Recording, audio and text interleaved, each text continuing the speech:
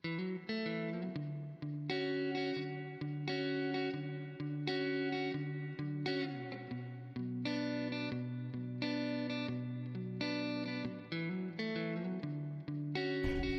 reka bentuk pangkalan data hubungan, jadual asal ini lebar kerana mengandungi banyak lajur atribut.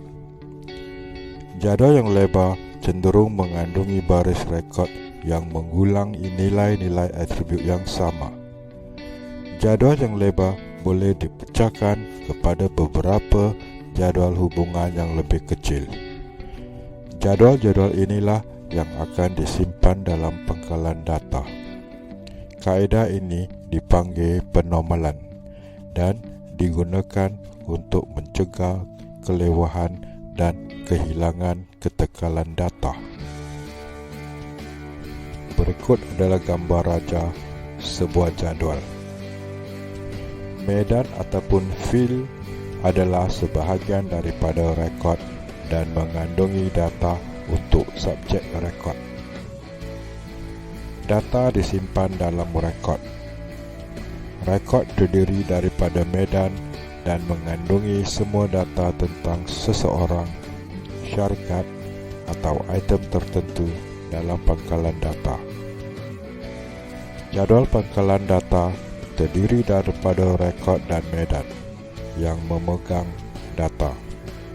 Setiap jadual dalam pangkalan data memegang data mengenai subjek yang berbeza tetapi berkaitan.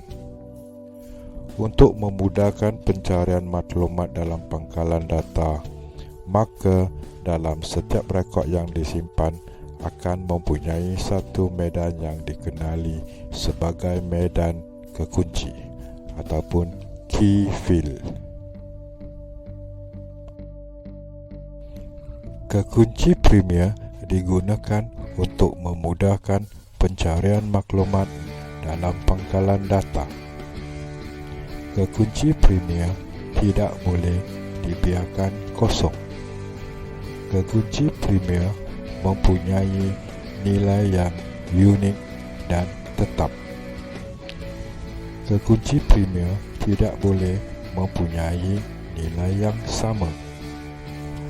Apakah kepentingan kekunci primer? Kekunci primer memastikan rekod tidak bertindih. Kekunci primer memberi identiti unik bagi setiap rekod.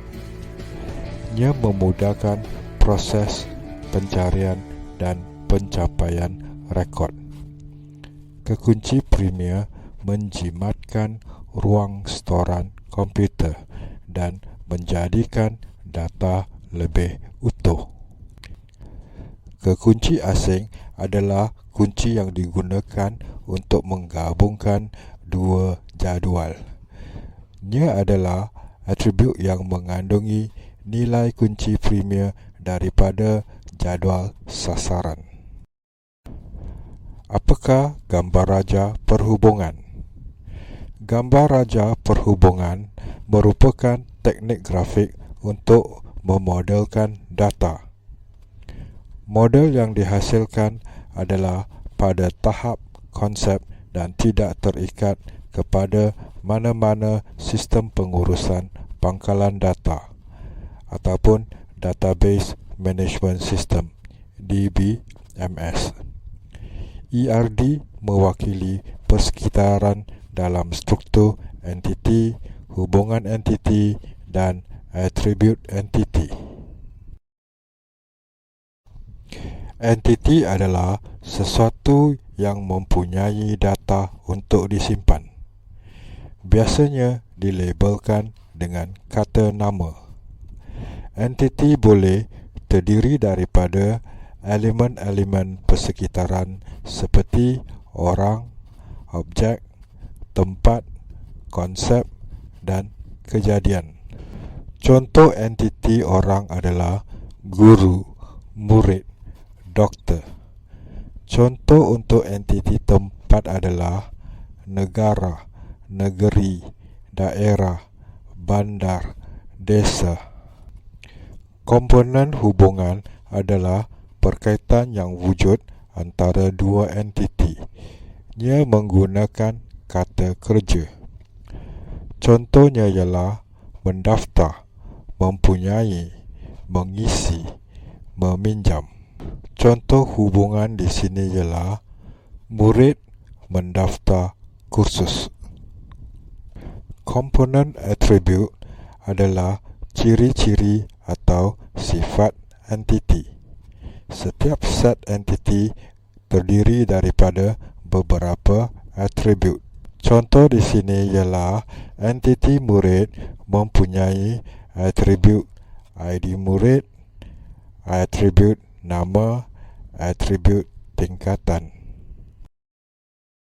Berikut adalah langkah-langkah untuk melukis ERD murid mengambil peperiksaan. Langkah pertama, kenal pasti data yang diperlukan oleh sistem daripada persekitaran pangkalan data.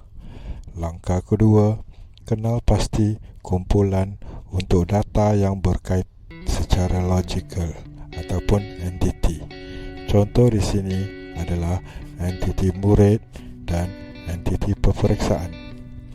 Langkah ketiga, kenal pasti perkaitan antara dua entiti untuk semua entiti.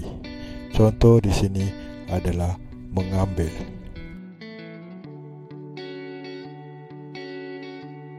Terdapat dua jenis set hubungan ERD, iaitu jenis penyataan teks dan penyataan grafik. Penyataan teks ditulis dalam bentuk teks sebagai nama entiti dan atribut di dalam kurungan. Penyataan grafik pula dilukis dalam bentuk grafik yang mempunyai nama entiti dan nama atribut. Bentuk nama entiti adalah segi empat tepat, manakala bentuk untuk atribut adalah bujur.